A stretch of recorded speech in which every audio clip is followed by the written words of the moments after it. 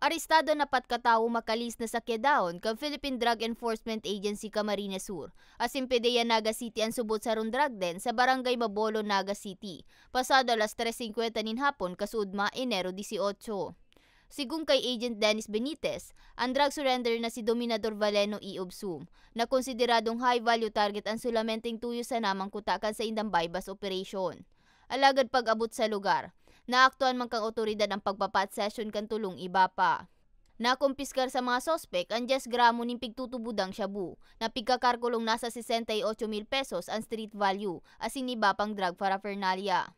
Operation na po yun. Before po, kinundak yung bypass operation, bali po na start pa lang po ng January, nagkaroon na po tayo ng case surveillance, ng validation para ma-verify po yung veracity ng information kung totoo po na yung bahay po nitong subject ng bypass is ginagamit talaga po ng drug den. Dugang pa ni Agent Benitez, dakulang bagayan padagos na pakikipagtabangan sa indakan mga residente sa kampanya ninda kontra iligal na droga.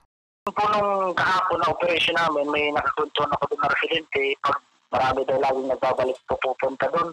Pero hindi naman po nila na ano yung mga identity ng pupunta at maingay po pag gabi na pumupunta. Pag lumalabas na po sila doon, maingay na kasi yun na nakagamit na after ng pagpasok nila doon sa loob, doon na sila gagamit. Sa presente, nasa kustudiya na kang otoridad ang mga sospek, asin nahampang sa kasong pagbalgar sa Republic Act 9165 o Comprehensive Dangerous Drugs Act of 2002. Para sa mga baretang tatak Bicol, May Arango.